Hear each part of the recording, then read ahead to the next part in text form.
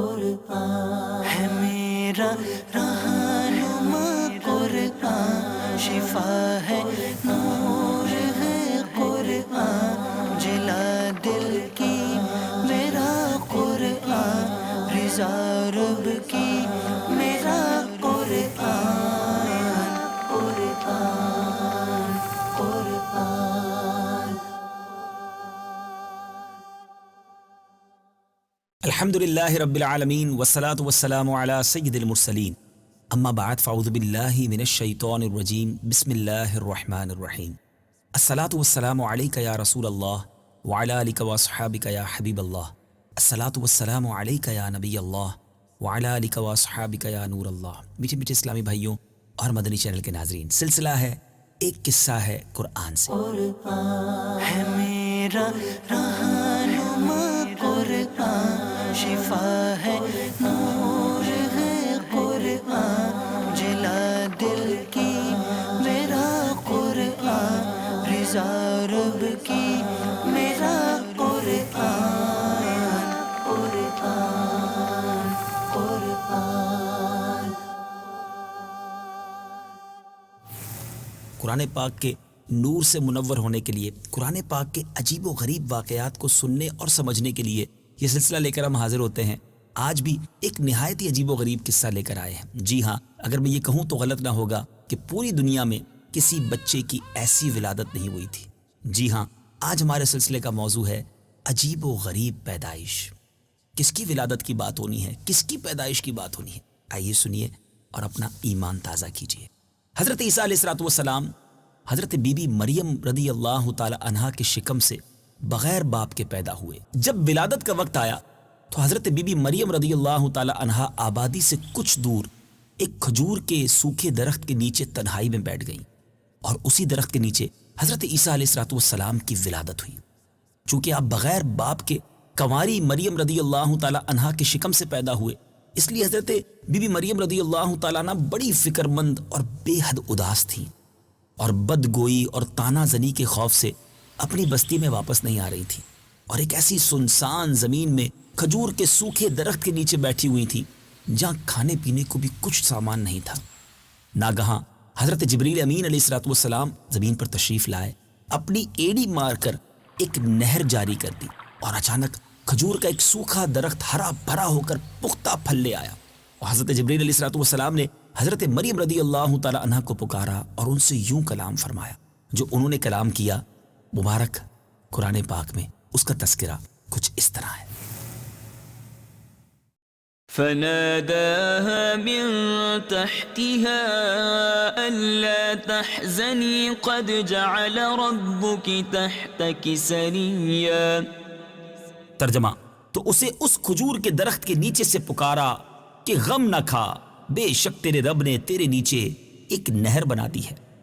وَهُزِّي إِلَيْكِ بِجِذْعِ النَّخْلَةِ تُسَاقِطْ عَلَيْكِ رُطَبًا جَنِيًّا۔ ترجمہ، اور کھجور کے تنے کو پکڑ کر اپنی طرف ہلاؤ، وہ تم پر عمدہ تازہ کھجوریں گرائے گا۔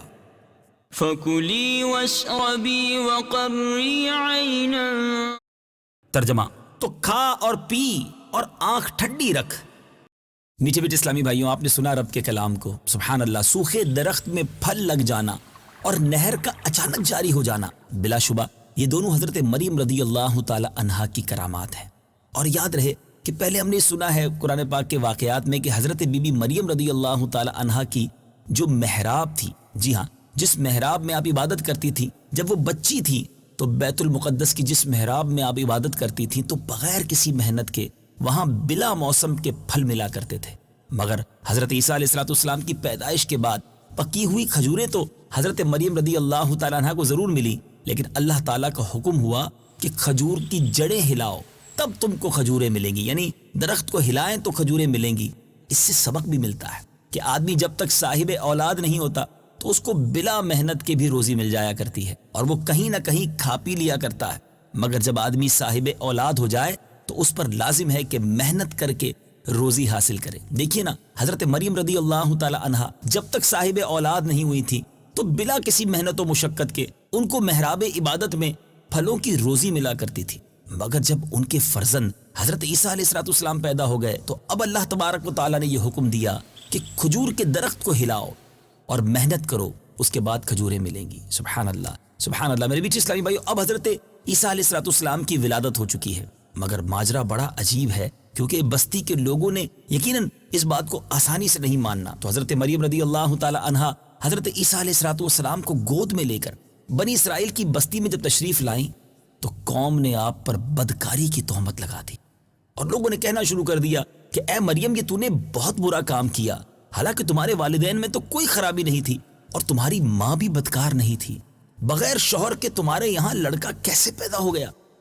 جب قوم نے بہت زیادہ تانا زنی کی، بدگوئی کی، دل آزاری کی تو حضرت مریم رضی اللہ تعالی عنہا خود تو خاموش رہیں، مگر ارشاد کیا کہ اس بچے سے ہی تم لوگ پوچھ لو۔ لوگوں نے کہا کہ ہم اس بچے سے کیسے بات کریں کیونکہ یہ تو ابھی پالنے میں پڑا ہوا ہے، دودھ پینے کی عمر ہے۔ تو قوم کا یہ کلام سن کر حضرت عیسیٰ علیہ السلام نے خود ہی بیان تقریر شروع کر دی۔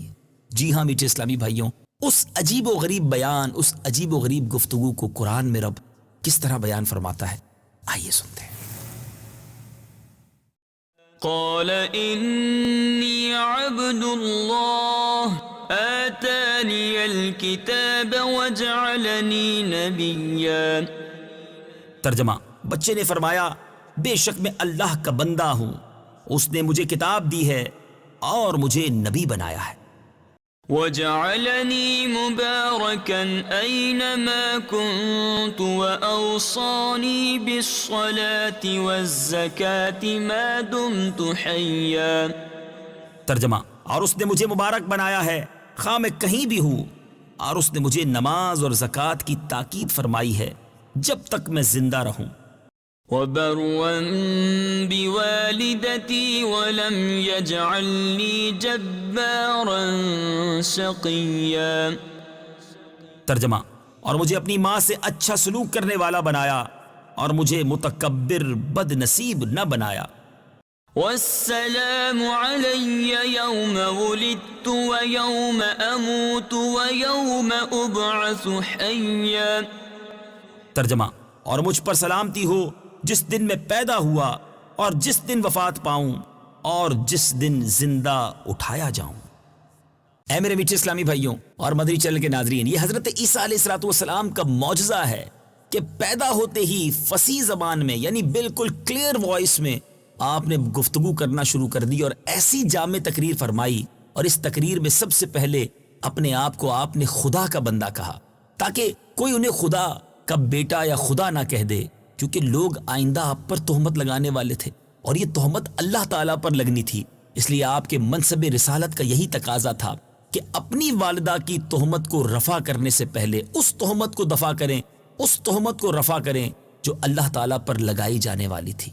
اللہ اکبر، سچ ہے خداوند قدوس جس کو نبوت کا شرف عطا فرماتا ہے، یقیناً اس کی ولادت نہایت ہی پاک اور طیب و طاہر ہوتی ہے، اور بچپن ہی سے اس کی نبوت کے اعلیٰ آثار ظاہر ہونے لگتے ہیں۔ اور یاد رہے کہ سورہ مریم کی اس رکوع میں اللہ تعالیٰ نے حضرت عیسیٰ علیہ السلام کا پورا ذکر میلاد شریف کیا اور آخر میں سلام کا ذکر ہے۔ سبحان اللہ، اس سے معلوم ہوا کہ رسول اللہ صلی اللہ علیہ وسلم کا میلاد پڑھ کر آخر میں صلاۃ و سلام پڑھنا یہ اللہ تبارک و تعالیٰ کی مقدس سنت ہے، اور یہی اہل سنت و جماعت کا مبارک عمل ہے۔ سبحان اللہ۔ تیسری بات اس مبارک واقعے سے کیا سیکھنے کو ملی کہ حضرت عیسیٰ علیہ السلام کی مذکورہ بالا تقریر سے، آپ کے اس بیان سے معلوم ہوا کہ نماز، زکوٰۃ اور ماں باپ کے ساتھ اس نے سلوک، یہ ایسے فرائض ہیں جو حضرت عیسیٰ علیہ السلام کی شریعت میں بھی فرض تھے۔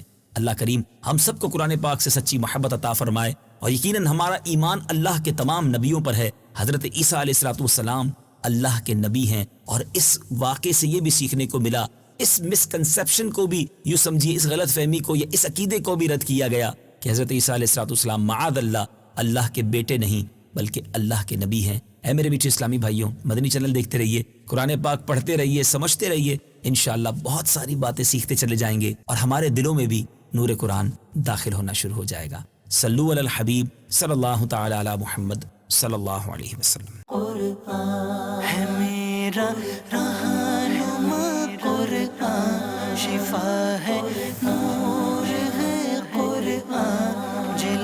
دل کی میرا قرآن، رضا رب کی میرا قرآن.